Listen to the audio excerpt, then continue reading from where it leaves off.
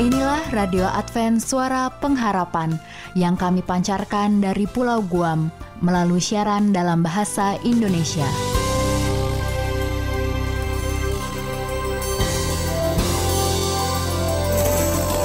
Salam sejahtera kami sampaikan kepada para pendengar kami dimanapun Anda berada. Selamat berjumpa kembali dengan kami, Radio Advent Suara Pengharapan. Dengan senang hati, kami akan menemani Anda melalui rangkaian acara yang telah kami persiapkan khusus bagi Anda sekeluarga. Harapan kami, semoga siaran ini dapat bermanfaat dan menjadi berkat bagi Anda semuanya. Selamat mengikuti dan selamat mendengarkan. Tuhan memberkati.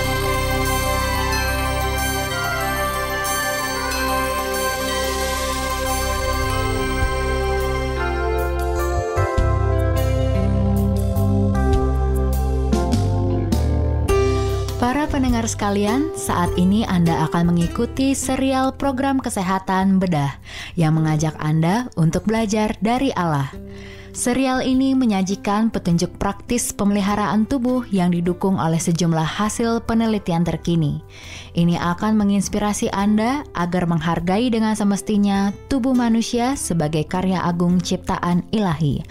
Demikian juga memotivasi Anda untuk menghidupkan prinsip hidup sehat dalam memelihara setiap bagian dari tubuh kita yang adalah pemberian berharga dari Allah Sang Pencipta. Mari bersama belajar dari Allah.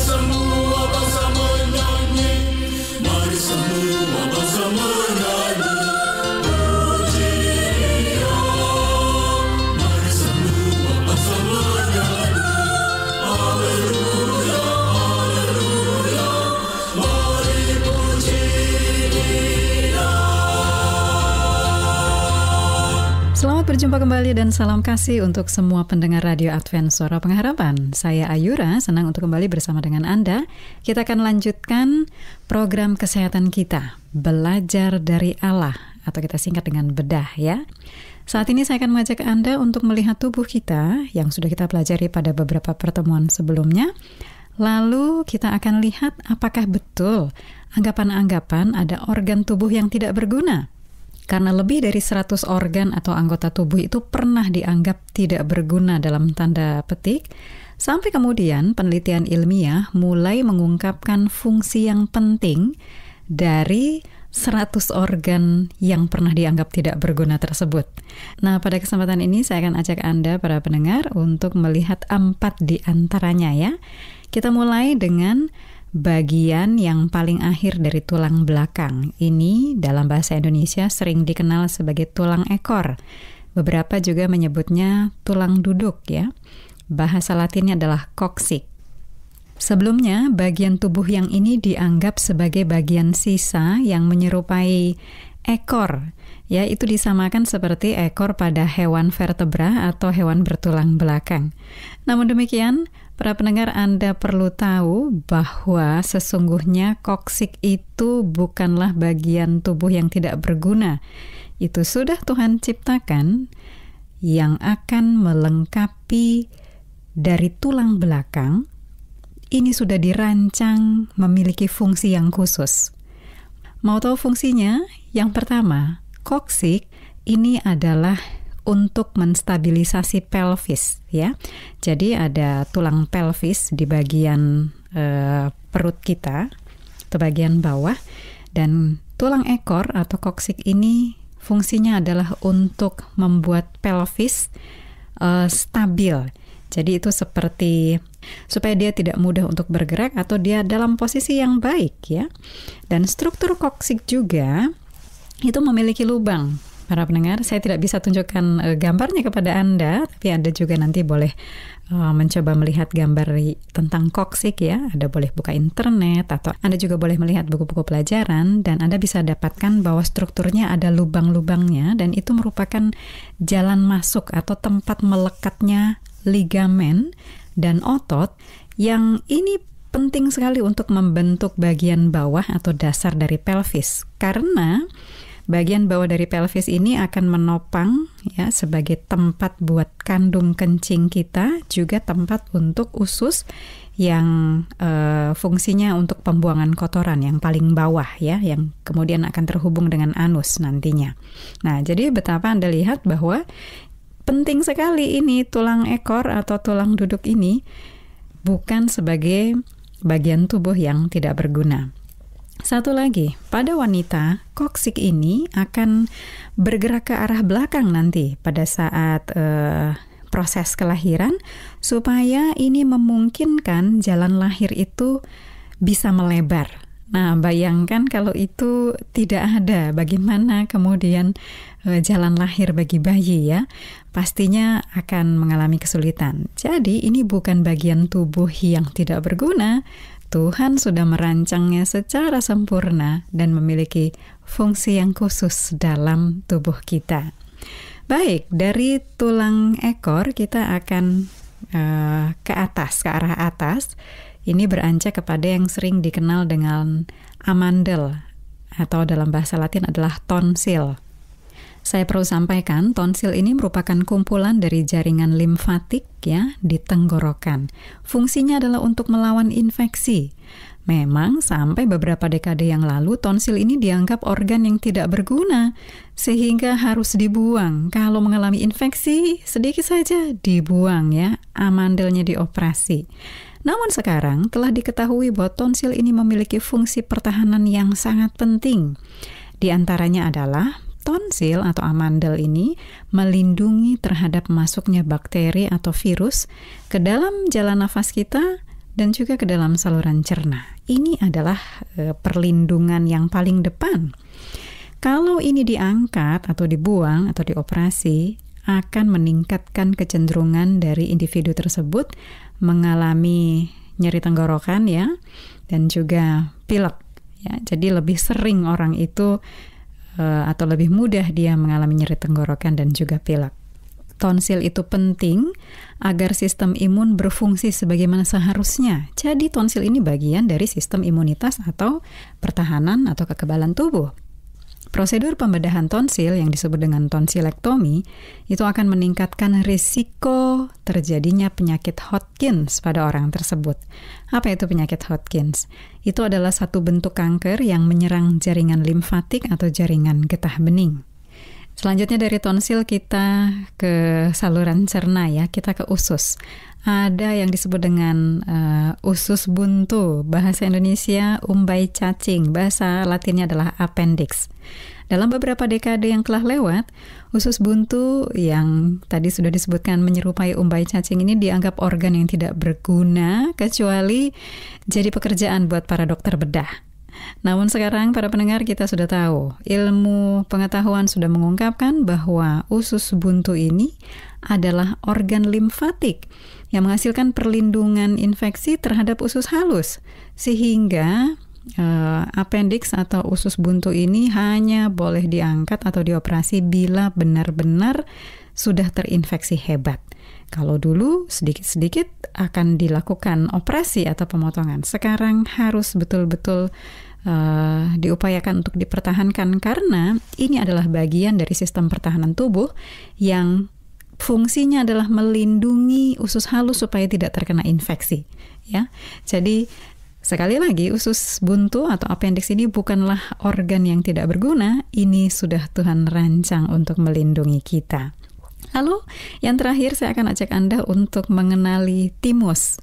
Ya, timus ini kurang populer ya di kalangan awam, dan ini bukan makanan tradisional Indonesia. Ini adalah satu kelenjar yang kecil. Letaknya itu hampir di dekat dengan paru-paru atau di dekat tulang dada kita yang tengah ya.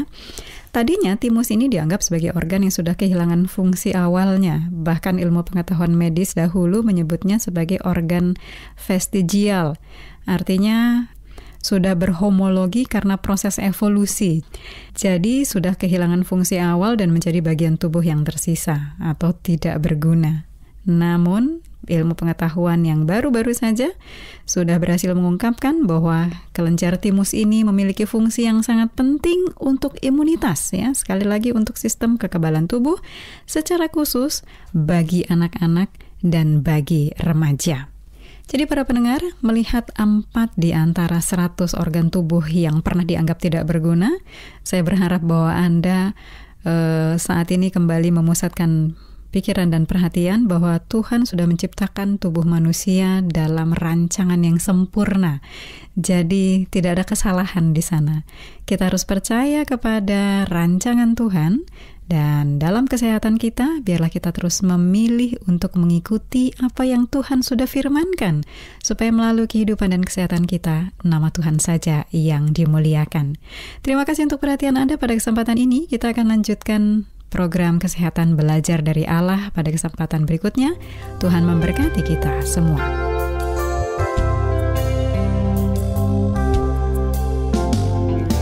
Pendengar yang budiman, demikianlah serial program Kesehatan Bedah yang baru saja kita ikuti bersama. Kami berharap Anda kembali belajar dari Allah hari ini, dan berikutnya dimampukan untuk menghidupkan prinsip hidup sehat dalam memelihara setiap bagian dari tubuh kita, yang adalah pemberian berharga dari Allah Sang Pencipta. Sampai jumpa dalam edisi Bedah berikutnya.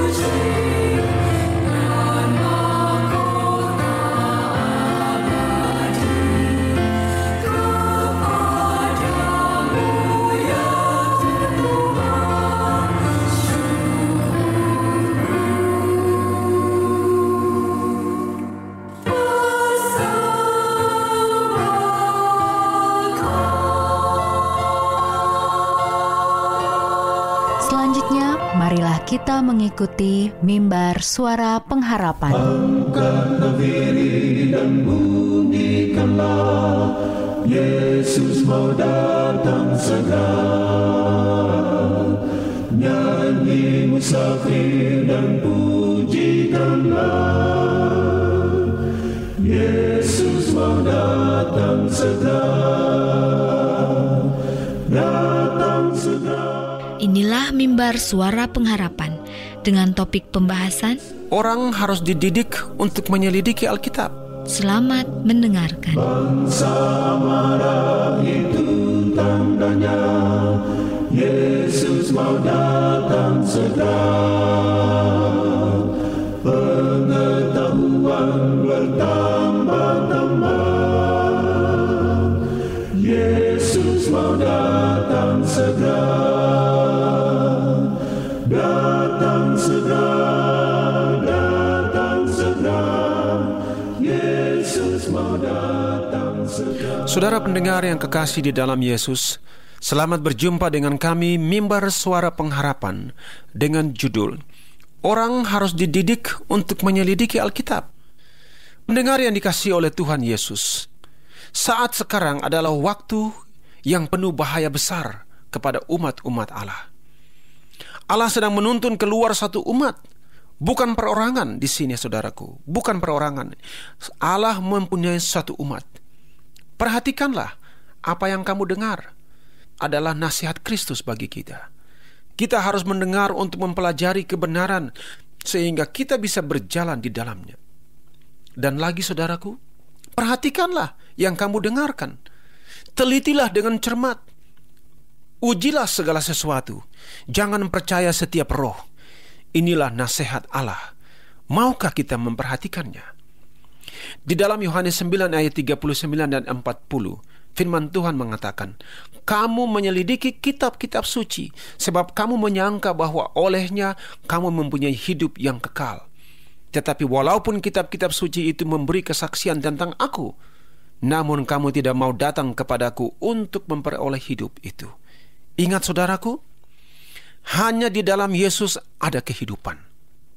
Seorang boleh mendengar dan mengetahui seluruh kebenaran, tetapi tidak mengetahui sedikit pun tentang kesalehan pribadi serta agama pengalaman yang sejati tentang dia. Dia boleh saja menerangkan jalan keselamatan kepada orang lain, namun ia sendiri terbuang. Mengapa? Tanya seseorang yang telah ia tetap melakukan kejahatan. Jiwa-jiwa itu ditobatkan kepada kebenaran melalui pengaruh saya. Saya menjawab, Kristus selalu menarik orang-orang datang kepadanya dan memancarkan terangnya kepada jalan-jalan mereka. Pencari keselamatan tidak diizinkan untuk membaca tabiat dari Dia yang mengajarnya. Jika ia sendiri bersungguh-sungguh, jika ia mau dekat dengan Allah, percaya kepadanya, mengakui dosa-dosanya, ia akan diterima. Tetapi jika ia tidak mau bersungguh-sungguh dan tidak mau percaya kepada Allah, maka ia tidak akan diterima, karena ia akan dibuang. Dan saudara-saudara pendengar yang kekasih, di zaman para pembaharu, kita mengerti di dalam sejarah, sebagian orang takut kepada pengaruh terhadap gereja. Dari mereka yang berada di dalam kesalahan sehingga satu usaha istimewa dilakukan untuk membuat peraturan besi bahwa orang-orang biasa tidak boleh membaca dan menafsirkan Alkitab, hanya orang-orang tertentu. Ini suatu kesalahan besar yang dibuat oleh pemimpin-pemimpin agama. Dengan demikian, gereja melaksanakan kebengisan terhadap orang-orang yang ingkar. Jangan pernah kita memberikan kesan bahwa hanyalah beberapa orang istimewa saja yang mendapatkan kesempatan untuk mempunyai pengetahuan akan Alkitab. Dan orang-orang lain berpatokan kepada mereka itu, oh saudaraku, ini tidak mungkin. Tidak mungkin seorang pendeta berkata kepada jemaatnya, jangan membaca Alkitab, ikut saja apa yang saya lakukan. Oh, itu tidak mungkin, saudaraku. Seorang atau yang lain dari pendeta-pendeta favorit mereka sebagai kuasa terhadap ajaran-ajaran mereka, orang-orang harus dididik untuk menyelidiki Alkitab bagi diri mereka sendiri. Orang-orang harus dididik untuk menyelidiki Alkitab untuk kepentingan keselamatan mereka sendiri, untuk berani berpikir bagi mereka sendiri, menjadikan Alkitab sebagai buku penuntun mereka sendiri, standar iman mereka sendiri.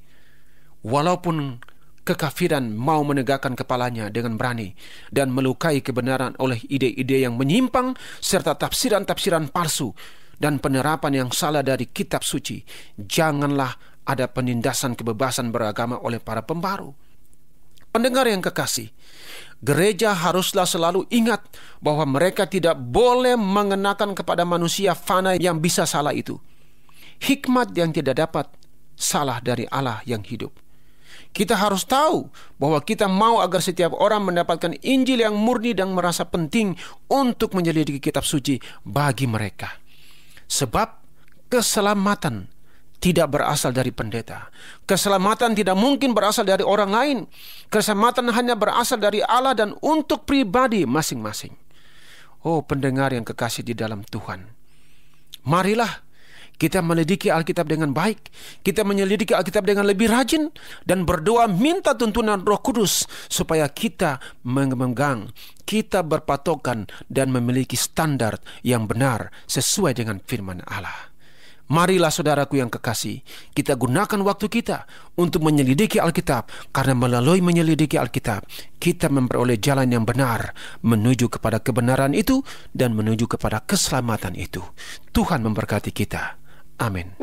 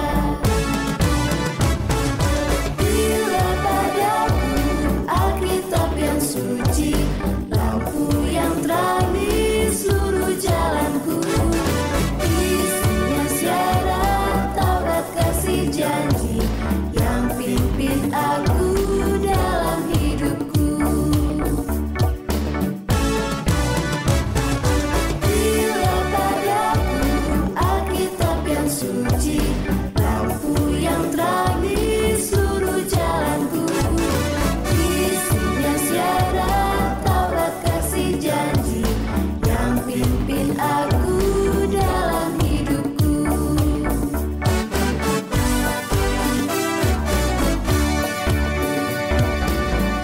Demikianlah rangkaian acara yang dapat kami persembahkan hari ini. Dan apabila Anda mempunyai pertanyaan atau ingin mendapat pelajaran Alkitab Penebuan Baru, silahkan menghubungi kami dengan cara mengirimkan surat ke alamat Radio Advent Suara Pengharapan, P.O. Box 8090, Jakarta 12810, Indonesia. Telepon 0821 1061 1595. Alamat email awrindonesia@yahoo.co.id. Anda juga dapat bergabung di Facebook kami, Pendengar Radio Advent Suara Pengharapan, juga Radio Advent Suara Pengharapan. Terima kasih kami ucapkan bagi Anda semua pendengar kami yang setia. Kita akan berjumpa kembali pada waktu dan gelombang yang sama esok hari. Salam kasih dan sejahtera, kiranya Tuhan memberkati kita semua.